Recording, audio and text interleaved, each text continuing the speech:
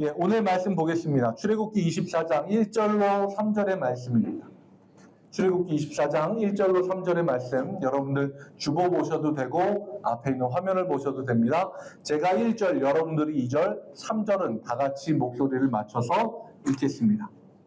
또 모세에게 이르시되 너는 아론과 나답과 아비후와 이스라엘 장로 70명과 함께 여호와께로 올라와 멀리서 경배하고 너 모세는 여호와께 가까이 나왔고 그는 가까이 나오지 말며 백성은 너와 함께 올라오지 말지니라. 함께 읽겠습니다. 모세가 와서 여호와의 모든 말씀과 그의 모든 율례를 백성에게 전하매 그들이 한 소리로 응답하여 이르되 여호와께서 말씀하신 모든 것을 우리가 준행하리이다. 아멘. 예, 오늘은 계명과 율법이라는 제목으로 말씀을 함께 나누겠습니다.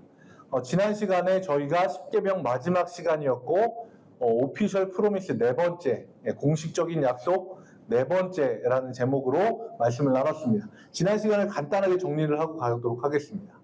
8, 9명, 9계명, 10계명은요, 사람의 욕심, 탐심에 관한 말씀이었고요. 탐심의 세계에서는 감사와 만족이 없다는 이야기를 함께 나누었습니다. 그리고 하나님의 이 계명은 탐심으로부터 우리를 해방시켜 주시는 말씀이고 우리가 하나님 한 분으로 만족하는 삶을 사는 것, 이 삶을 위해서 하나님이 이 계명을 우리에게 주셨다는 말씀을 지난 시간 같이 나누고 10계명의 말씀을 마쳤습니다. 저희가 10계명을 자세히 살펴보느라 출애굽기 20장에서 4주 동안 머물렀었거든요. 그래서 오늘은 21장부터 저희가 꼭 진도를 맞추려는 건 아니고요. 21장부터 24장까지의 긴 내용을 전체적으로 같이 좀 살펴보면서 이야기를 나누도록 하겠습니다. 제가 21장부터 24장까지를 한꺼번에 이렇게 다루는 이유는요. 하나하나 자세히 다룰 수는 있는데 솔직하게 말씀드리자면 재미가 없어요. 이게 그냥 하나님 말씀이 재미있고 없고의 문제가 아니라 법에 관련된 거거든요. 그런데 법에 관련된 건 아무리 들여다봐도 재미가 없어요. 그래서 이 법에 관한 거를 어떻게 전달을 해드릴 거냐면 법 조문 하나하나를 살펴보는 게 아니라 그 법에 담겨진 의도, 하나님이 그 법을 정하셨으니까 그 법에 담겨진 하나님의 의도를 전달하고 법 하나하나 들여다보는 거는 여러분들이 읽으시면 되니까 21장부터 24장까지 읽으시면 됩니다. 제일 먼저 21장을 좀 볼 텐데요. 제일 먼저 나와 있는 사회적 정의와 책임에 관한 게 21장의 내용입니다. 그 중에 핵심이 되는 성경 구절은요. 21장 2절 말씀인데요. 이렇게 되어 있습니다. 내가 히브리 종을 사면 그는 6해 동안 섬길 것이요 7째 해에는 몸값을 물지 않고 나가 자유인이 될 것이며 라고 되어 있습니다. 우리가 이 법의라고 하는 부분을 21장부터 24장까지를 들어가기 전에 알고 들어가야 되는 게 뭐냐면 이 법에 관한 거는요. 하나님은 그 당시에 광야에 있는 이스라엘 백성에게 이야기하신 것이긴 한데 하나님은 어떤 상황까지 내다보고 계시냐면 이 백성이 가나안 땅에 들어가서 그 땅을 정복을 하고 그리고 그곳에서 터전을 잡고 살 때 지키는 것까지 내다보고 이야기하신 법조문이에요. 그래서 우리가 이 법에 관한 걸 볼 때 그냥 광야에서 무슨 이런 법이 있어가 아니라 앞으로 나라를 세우고 그 가나안 땅에서 자리를 잡고 살아가는 동안에도 적용되는 말씀이라고 생각하고 보면 훨씬 더 이해가 잘 되실 겁니다. 자, 우선은 잘 이해가 되지 않는 게 하나님이 제일 먼저 얘기하신 게 종에 관련된 법인 거예요. 여태까지 이 사람들이 종살이를 하다가 나온 사람들인데 이 사람들이 또 종을 부린다? 사실 잘 이해가 되지 않습니다. 그런데 말씀을 쭉 보다 보면은요, 이렇게 눈에 띄는 부분이 있어요. 출애굽기 이전에, 창세기에 나왔던 부분인데, 뒤에 것들 좀 보여주시겠어요? 보면, 7년의 대풍년이 들고 나서 7년의 대흉년이 들었을 때, 애굽에 있던 사람들이 먹을 게 점점 없어질 때 이 사람들이 제일 먼저 한 게 뭐냐 하면 가축을 팔고 땅을 판 거예요.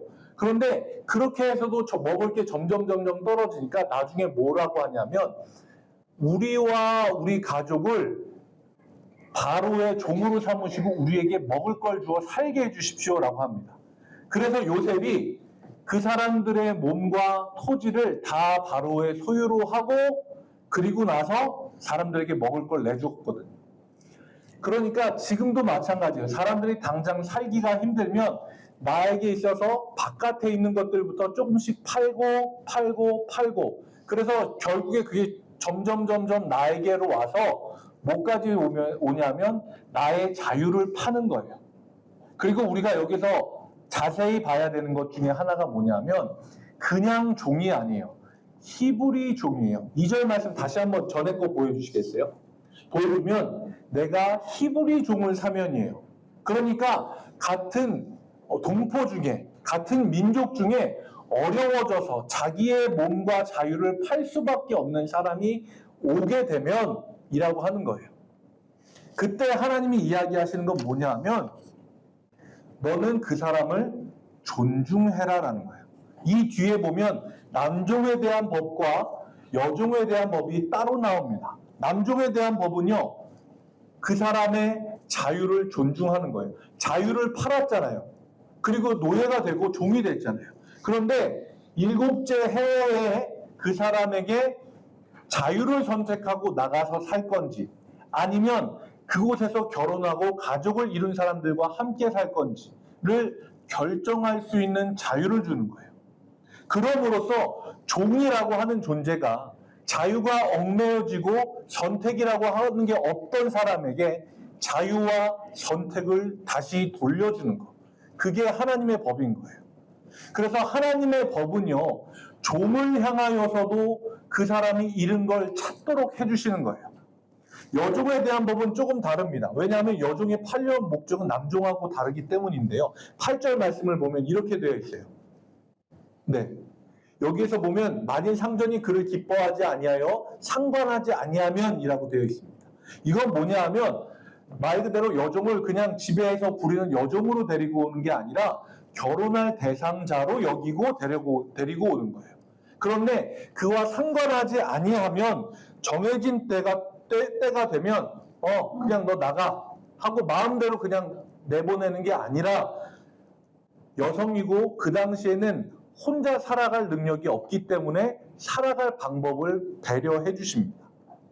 그와 상관하지 않으면 그를 속이고 데리고 온 것이 되기 때문에 외국인에게 다시 노예로 팔지 못하고 며느리를 삼을 목적으로 데리고 왔으면 그를 딸처럼 대할 것이고 그리고 만약에 장가를 다른 사람에게 들더라도 그 여인에게 의복과 먹을 것을 끊지 말라라고 하나님이 법으로 정해주신 거예요. 여종이든 남종이든 하나님은 그 종들을 자유가 뺏긴 몸이라고 자기의 자유를 내놓은 사람들이라고 절대로 함부로 대하게 두지 않으십니다. 자유와 그 사람들이 살아갈 수 있는 방법을 보장해 주시는 부분이에요. 그래서 21장의 남은 부분에 보면은요, 중한 범죄와 사형 조항, 참여와 보상 규정, 가축으로 인한 물건으로 인한 손해를 입게 된 것에 대해서 보상하는 내용들이 나오는데 여기에서 핵심 구절은 24절과 25절이에요. 유명한 성경 구절이죠. 눈은 눈으로, 이는 이로, 손은 손으로, 발은 발로, 된 것은 된 것으로, 상하게 한 것은 상함으로, 때린 것은 때림으로 갚을지니라. 그런데 우리가 이것만 보면은요, 하나님이 되게 원초적이다라는 생각을 해요. 폭력을 당했다? 그럼 똑같이 폭력으로 갚아줘야지. 눈을 상하게 했다? 오케이, 너도 눈 상해봐. 하고 같이 때리는 거예요. 그런데 우리가 그냥 생각하기에는 하나님이 그렇게 정하신 것 같은데 하나님이 정하신 법과 우리가 생각하는 것과 중요한 차이가 있습니다. 그건 뭐냐 하면 어려운 말이네요. 공적 처벌에 대한 여부입니다. 22절 말씀을 보면 이렇게 되어 있어요. 뭐 위에 내용 쭉 보시면 되고요. 제가 중요하다고 표시해 놓은 거. 재판장의 판결을 따라라고 되어 있습니다.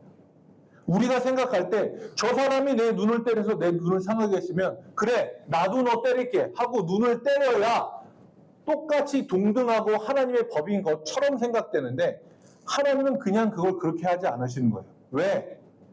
잘못하면요 사람들 사이에 그런 문제가 생길 수 있어요. 제가 학교에서 있었던 일이에요. 제가 겪었던 일은 아니고 제가 가르치던 학생. 다른 친구가 얘를 장난으로 한 대 툭 때렸어요. 팔을. 아파! 하고 얘도 같이 한 대 때렸어요. 그리고 왜 때려? 하고 기분 나빠서 한 대 더 때렸어요. 그런데 학교폭력위원회가 흔히 얘기하는 학폭위가 열렸어요. 누가 가해자가 됐을까요? 처음 때린 애? 아니요. 뒤에 2대 때린 애가 가해자가 되는 거예요. 제가 지금 아주 간단한 예를 들었지만 실제로는 훨씬 더 복잡한 내용들이 그 안에 담겨져 있습니다.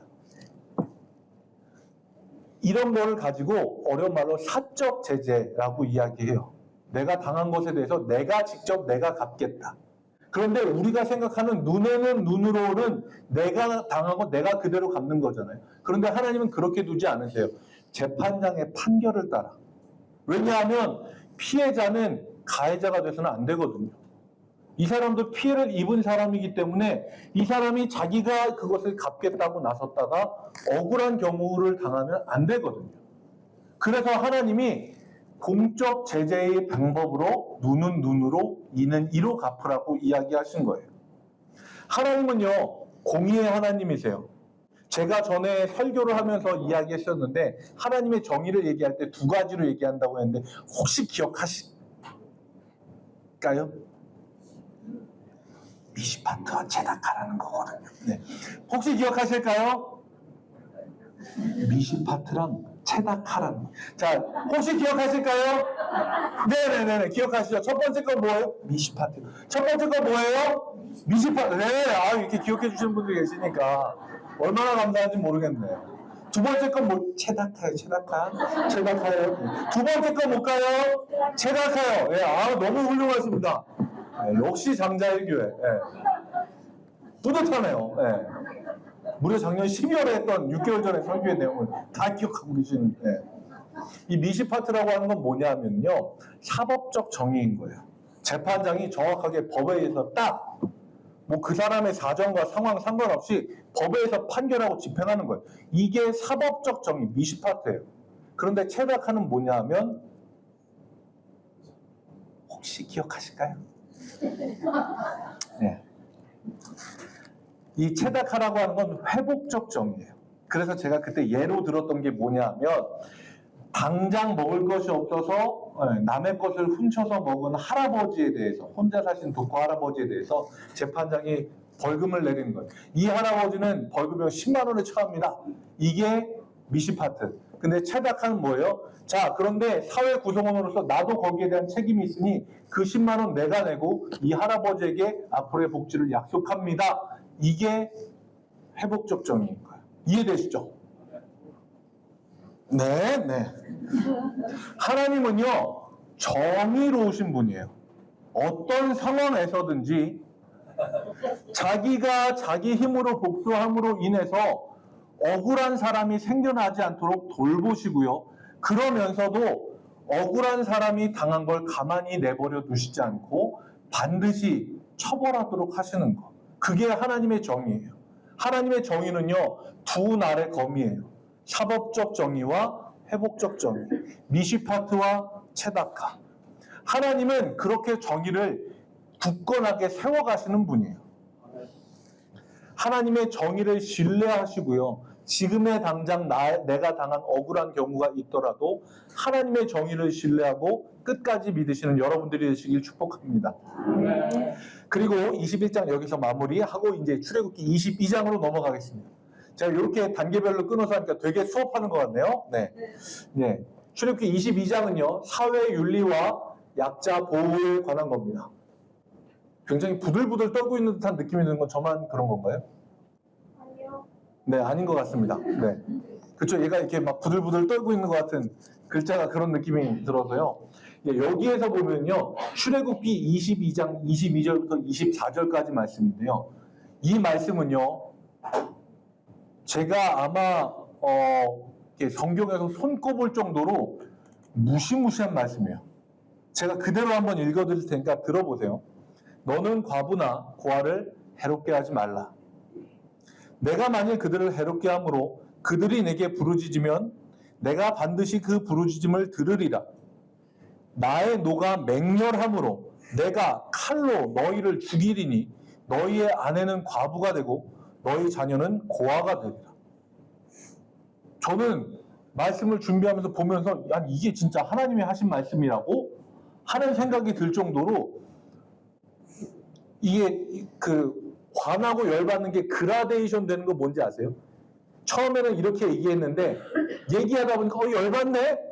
진짜 와 진짜 열받네! 이렇게 되는 게 이제 그라데이션으로 이렇게 쭉 열받는 건데 하나님이 딱 그런 거예요. 처음에는 과부와 고아를 괴롭게 하지 말라로 시작을 했는데 나중에는 괴롭게 하기만 해봐. 내가 칼로 널 이렇게 가는 거예요.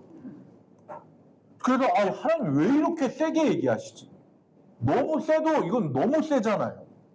심지어 불문율이 가족을 건드리는 거 아니에요. 그래서 제가 가만히 이 말씀을 보다 보니까요. 하나님이 이렇게까지 말씀하시는 이유가 있더라고요. 두 가지 이유가 있는데 첫 번째는요. 강조예요. 강조. 우리가 뭔가를 강조하는 데 있어서 가장 쉽고 원초적이고 많이 하는 방법은요. 방법이에요. 한 가지 예를 들게요. 아이가 집에 들어와서 어머니에게 이야기합니다. 배고파 밥 줘. 그래서 알았어 하고 숟가락을 딱 꺼내서 숟가락부터 놓고 있는데 배고파 밥 줘. 그래 알았어 하고 이제 막 가스레인지 불 붙이고 있는데 배고파 밥 줘. 그래서 알았어 하고 밥 풀려고 그릇을 딱 배고파 밥 줘. 그러면 우리는 어떻게 생각합니까? 이 아이가 오늘 저녁이 최후의 만찬이 되겠구나라고 하는 생각들을 하게 됩니다. 농담이고요. 실제로 그렇게 생각하지 않고 얘가 얼마나 배고프면 배고파 밥 줘 이렇게 계속해서 이야기할까 싶습니다. 하나님이 강하게 반복해서 얘기하시잖아요. 과부와 고아를 해롭게 하지 말라. 해롭게 하면 그들의 부르짖음을 듣겠다. 해롭게 하면 너희 가족도 똑같이 만들겠다. 계속해서 이야기하시는 이유는요. 하나님은요. 사회적으로 약한 사람을 돌보는 데 있어서 진심이시기 때문이에요. 약한 사람을 괴롭게 하고 그리고 괴로움을 당해도 저항하거나 말도 못할 정도로 힘이 없는 사람들을 압제당하고 있는 걸 결코 그냥 보시지 못하는 거예요. 하나님이 이렇게까지 강하게 이야기하시는 두 번째 이유는요. 실제로 그런 일이 많이 일어났기 때문입니다. 과부와 고아. 우리가 생각하기에 대표적으로 사회적인 약자죠. 그런데 지금은 그렇지 않다라고 자신 있게 얘기할 수 있나요? 저는 제가 자랄 때 솔직히 과부는 제가 잘 모르겠고 어릴 때니까 고아이면서 고아원에서 학교를 다니는 아이들이 있었어요. 그런데 정말 부끄러운 이야기지만 저도 이제 초등학교에서 그런 친구들이 있는데 친구들 사이에서 수근수근 하는 거예요. 제 가방 봐, 제 옷 봐, 제 냄새나. 쟤랑 친구가 돼도 집으로 초대하지 마. 뭐가 없어지기도 한데. 이런 이야기들을 친구들끼리 이야기를 합니다. 지금 생각해보면 너무너무 부끄러운 이야기죠. 야, 쟤랑 친구가 돼도 쟤네 집에 못 놀러가. 왜? 쟤는 집이 없거든. 하하하. 그러면서 웃었던 친구들이 있습니다. 그 중에 저도 역시 웃고 있었고요. 너무너무 부끄러운 일입니다. 그리고 어른들의 세계라서 저도 이야기만 들었지만 남편을 잃고 아이를 키우며 혼자 사는 여인에게 어떤 이야기가 붙습니까? 남편을, 저 여인이 그 뒤에는 제가 차마 얘기를 못하겠네. 안 그래도 살기 힘든 상황에서 아이 보면서 어떻게든 살아가려고 하는데 그렇게 애쓰고 노력하면서 살고 있는데 들려오는 이야기들이 그런 말들이면 너무 좌절할 것 같은 그런 마음이 들었습니다. 그런 일들이 제가 살던 시대에도 있었는데 그 옛날 애굽에서 탈출한 그 시기에는 훨씬 더 많았을 거고 그냥 드러내놓고 하는 이야기들도 굉장히 심했을 겁니다. 그 모든 일들에 대해서 하나님께서 엄중하게 경고하시는 거예요. 왜냐하면 하나님의 관심은요, 약한 사람들에게 있기 때문이에요. 하나님이 십계명 이야기할 때 얘기하셨잖아요. 이 계명 어떻게 들으라고요? 너희가 종되었던 애굽에서 내가 이끌어낸 이 하나님이 하는 이야기라고. 종되었을 때 가장 약하고 가장 차별당하고 가장 억울하고 가장 힘이 없던 그 민족들에게 먼저 다가가신 하나님이 이런 법을 주시는 거예요. 하나님은 애굽의 하나님이 아니고 바벨론의 하나님이 아니고 로마의 하나님이 아니십니다. 하나님은 약하고 힘이 없는 사람, 짓밟히고 괴로운 일을 당하고 그런 일들을 당해도 신음조차 낼 수 없는 사람들을 돌보시는 하나님이십니다. 우리 장자 1교회 여러분들은요, 그런 하나님 편에 서는 여러분들이 되시길 바랍니다. 이야기하면서 저도 살짝 흥분했네요. 잠깐 가라앉히고 하겠습니다. 네. 22장 이렇게 끝났고요. 23장은요, 보시면 공정함, 안식, 절기제정, 가나안 정복에 대한 예언에 대한 이야기가 담겨져 있습니다. 여기에서 중요한 성경 구절은요, 출애굽기 23장 14절 말씀이고요. 여기에 너는 매년 3번 내게 절기를 지킬지니라 라고 되어 있습니다. 여기에서 지키다 라고 하는 단어는요, 타호그라고 하는 단어인데요. 이 단어가 좀 재미있는 게요, 쌍방의 의미를 가지고 있어요. 이렇게 이야기하면 좀 이해하기가 어려운데 좀 쉽게 설명을 하자면, 우리가 무언가를 지킨다라고 하면 어느 한쪽 편에 서기 마련입니다. 예를 들어서 아이를 데리고 횡단보도를 건너고 있는데 신호가 바뀌어서 횡단보도를 건네 여기서 신호를 무시하고 달려오는 차가 있어요. 그러면 본능적으로 어떻게 합니까? 아이를 지키기 위해서 아이 앞에 서서 차를 향해 마주서죠. 그래서 우리가 보통 아이를 지킨다라고 하면 상대편에 마주서는 것을 이야기합니다. 그런데 이 지키다는요, 쌍방이에요. 양쪽에서 같이 서는 거예요. 차가 우리를 치지 않고 지키고요, 나는 아이를 지키는 거예요. 이런 게 쌍방의 의미입니다. 이해되시죠? 어려우신가요? 네. 담임 목사님이 요새 예배에 대해서 굉장히 중요하게 강조해서 이야기하시죠. 돌아오는 주일에 저녁 예배 때 교구장님들이 마지막 결단 찬양할 때 콰이어로 서시고 부목회자들도 앞에 나가서 같이 기도 보좌를 하게 됩니다. 정말 솔직히 말씀드릴게요. 담임 목사님이 저녁 예배를 강조하기 시작하셨을 때 저의 마음 한구석에는 어떤 생각이 들었냐면요, 오후 예배로 하시지. 요새 트렌드가 오후 예배인데, 트렌드에 가장 앞서 있는 꿈의 교회가 왜 오후 예배를 안 하지? 회개합니다. 근데 저는 오늘 말씀 준비하면서 하나님이 그런 마음과 생각을 주시더라고요. 우리가 예배를 지키는 게 아니라 예배가 우리의 삶을 지켜낸다고요. 타오그. 어제 셀리더 교육 나오셨던 분들은 하루 먼저 들으셨어요. 네. 보면 마르바돈이라고 하는 여성 신학자가 있습니다. 이분이 쓰신 안식이라는 책에서 이렇게 나와요. 우리가 안식일을 지키는 것으로 생각하지만 사실 안식일이 우리를 지켜줍니다. 이게 타오그예요. 우리가 안식일을 지키는 것 같은데 안식일을 지킴으로써 안식일이 우리를 또한 지켜주는 거예요. 타오그. 담임 목사님이 예배를 강조하시는 거, 우리가 예배를 지킨다, 저녁 예배 나가서 그 자리를 지킨다라고 생각을 하지만 그 예배가 우리를 살게 하는 거예요. 하나님은 그래서 이스라엘 백성들에게 안식과 절기를 정해서 지키라고 하는 거예요. 1년에 3번 남자들은 내 앞에 반드시 서라. 왜? 그럼으로써 자기의 진짜 위애가 누군지를 알게 하시는 거예요. 남자들은요, 그 당시에는 다 위치가 있던 사람들이에요. 가장이기도 하면서 각자 속해 있는 부족과 지파에서 위치를 차지하고 있는 사람들이고요. 그뿐만이 아니라 적어도 자기가 일하는 곳에서는 자기가 무언가 한 역할을 담당하는 자리를 차지하고 있던 사람들이에요. 근데 그 사람들이 1년 정해진 절기에는 반드시 하나님 앞에 나와서 엎드려야 돼요. 왜? 내가 위에가 아니라 내 위에 계신 하나님을 보도록 하는 겁니다. 그럼으로써 진짜 내 삶의 주인이 누군지를 알려주시는 거예요. 그래서 하나님이 안식일과 절기를 정해서 지키라고, 타호그하라고 이야기하시는 겁니다. 하나님이 우리를 살리기 위해서 내리신 그 명령에 순종하는 여러분들이 되시길 축복합니다. 이제 마지막 24장입니다. 마지막 24장은요, 언약의 체결과 확증입니다. 출애굽기 24장 3절, 우리가 오늘 1, 2, 3절을 읽었는데요. 그 중에서 중요한 성경 구절은 3절입니다. 모세가 와서 여호와의 모든 말씀과 그의 모든 율례를 백성에게 전하매 그들이 한 소리로 응답하여 이르되 여호와께서 말씀하신 모든 것을 우리가 준행하리이다. 이렇게 이야기합니다.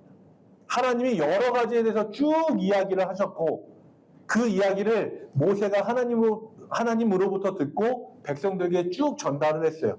그리고 백성들이 그걸 다 듣고 나서 마음을 모아서 한 목소리를 이릅니다. 여호와께서 우리에게 말씀하신 것 우리가 준행하겠습니다.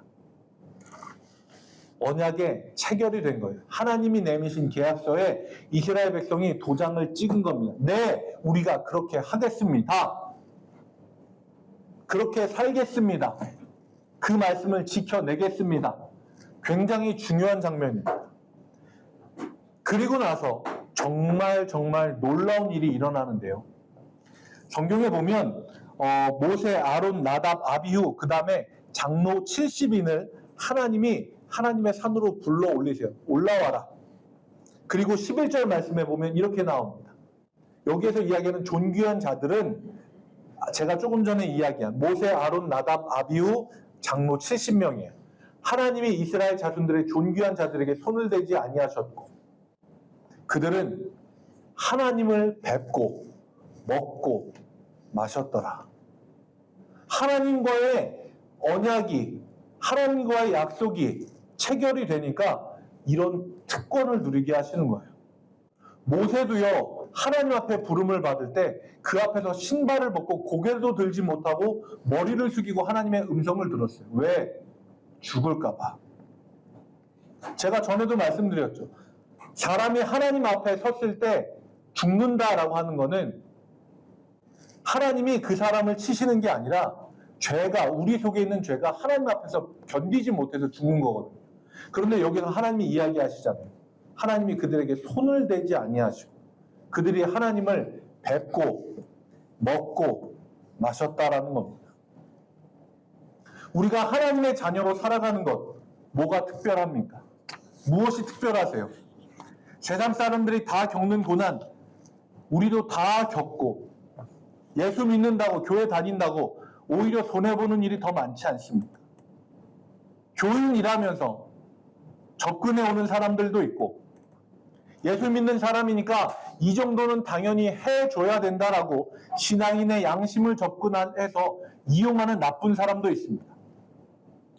우리는 그냥 그렇죠. 옛날 초대교회 성도들, 사도들 어땠습니까? 예수를 믿는다라고 하면 집안이 망하는 일이었습니다.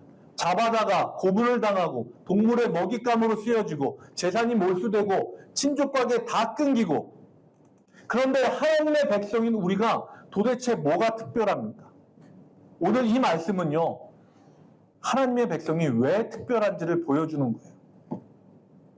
우리를 고난에 빠뜨리고 괴로움을 주고 이용해 먹던 그 나쁜 사람들이 하나님 앞에 심판대에서 두려워 떨 때에 우리는 하나님 앞에서 똑같이 하나님의 얼굴을 보고 먹고 마시는 특권이 있는 사람들입니다.